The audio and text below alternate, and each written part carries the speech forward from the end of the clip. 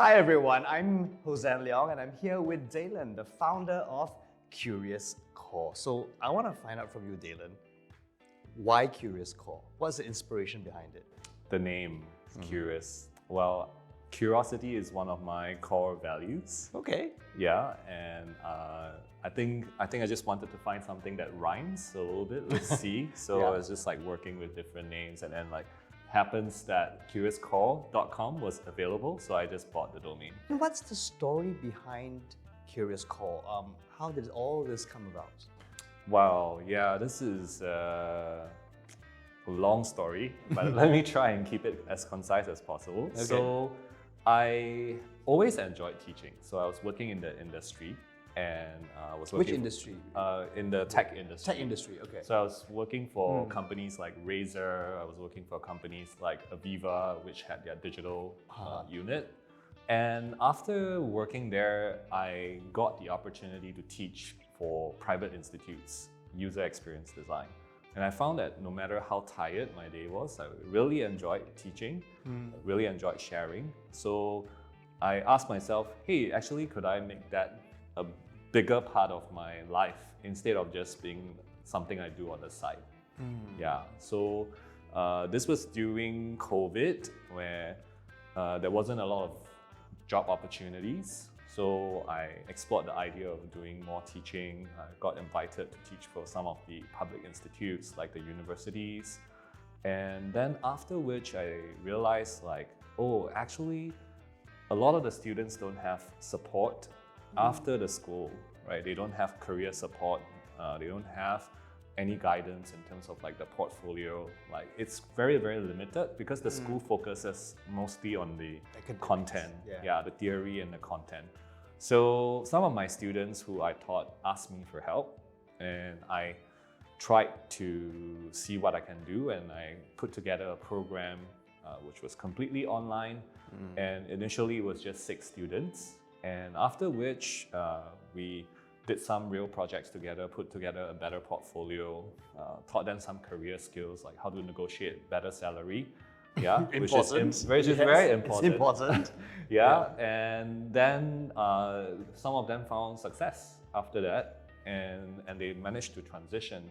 Yeah, so that actually was very satisfying for me, and I just started growing the business from there. If you go into customer service, you say physical, but then it's also intangible, right? Because it's about feeling. It's about then how do you translate all that? It's so mind-boggling to me, and but it's amazing. Yeah. So is there I am the UX designer CEO in charge of it? You know, what is kind there of like job scope? Yeah. Right. I think for UX designers is a lot simpler. When you say, hey, I want to hire a UX designer, it's usually for the digital side. So it's either for your website or for your app. But when you talk about the entire customer experience, usually the CEO takes the charge, or maybe the CMO. Like these days, they call them the Chief Customer Officer. Now that people are talking about UX, and it's a phrase that is bandied around. So what are the job opportunities, the career opportunities in Singapore? Or even globally? Is it easy to get a job then? Yeah, I think it's still very competitive, I would say. And one thing I have to highlight is that Southeast Asia is booming in terms of like middle class incomes rising, in terms of venture capital actually going into startups over here. So there's a lot of investments coming in for digital transformation. There's a lot of investments coming in for startups to build digital products like apps, websites, platforms. So the reality is there's going to be more jobs, right? For user experience designers or product managers or people familiar with the practice of Agile itself. Let's say I'm a student in school studying this full-time, right? And then I come out, I'm a fresh grad, but I've got a degree or whatever paper qualification in UX and stuff, design. And then compare that to a mid-career transition person who says, I want to go into UX, and I come to CuriousCore, and I'm doing UX career acceleration course 4 months. Yeah. How does that square? So I think that's answering one of the biggest misconception over here, right? The biggest misconception is that you need a degree, a paper qualification to actually come into this industry. And another popular misconception is that you need to learn how to code to join the tech industry. So, one final question. Why would people want to choose CuriousCore? We are a Singapore brand, and we are made in Singapore, and we understand the needs of the market. And in a lot of ways, we try and pioneer new ways of teaching. We're always very focused on improving the quality of our programs. We use instructors that are based here, who works in the market over here. And everything is developed in-house and as such. And I think we're one of the few schools who actually really understand, because it's tough transitioning, right? Whether it's transitioning a career or whether it's transitioning the business to a new direction or to a more digital-led direction. We understand that because I personally, I've gone through that, and we've helped people go through that as well, whether it's mid-career switchers or companies who are trying to transition into digital, right? So with that empathy, we try as much as possible to save people time, because we're not about like, hey, you know, how many training hours can you accumulate, right? How long are you sitting in class? It's really about the results. So for a mid-career switcher, we're very focused on what is the result, how many of them actually transition after our program.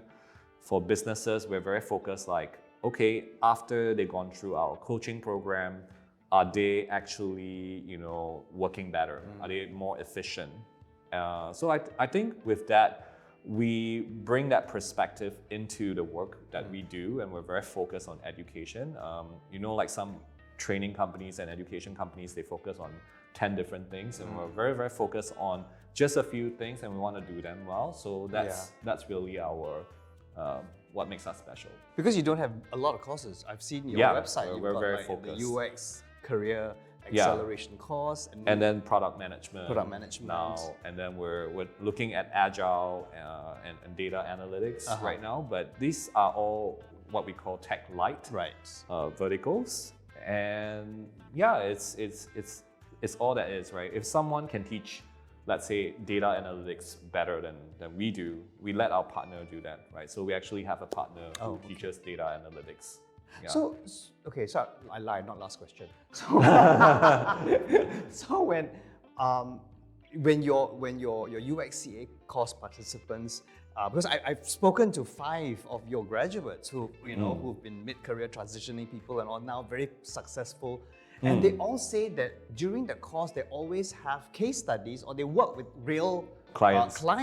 That's right. So how does that work? How do you get these clients to go, oh, I got students, they will work with you? I mean, how do you convince them to do that? Like, you know? Okay. I think we are quite well connected to different companies, like including AirAsia. So AirAsia is transforming their company right now, their organization. So we work closely with their design team.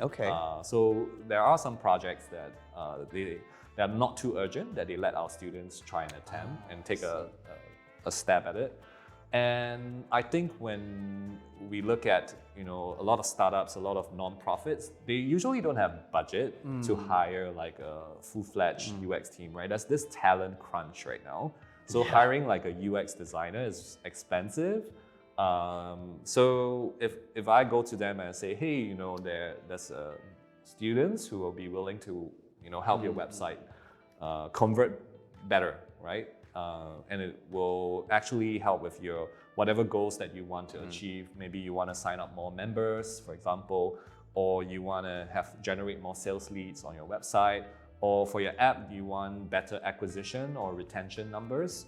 Why not let our students have a go at it, right? Even though they're working part-time, but they're serious, they want to create a good portfolio. So we guide them in the process, right? We don't just like, hey, you go and do this project. As instructors, we're like their mother hen as well. So we try and guide them. We try and correct their thinking along the way. I think that's also the part of what makes us special, right? It's a lot of feedback to actually help improve someone's ability to do the work. And these businesses have been very happy with the outcome and yeah, so far so good. So good. We even had some of them after that 1 month design sprint, they will say, hey, can we engage your student directly? Wow. And we say, yeah, go ahead. You want to hire them? That's even better, that's right? Beautiful. That's good for us.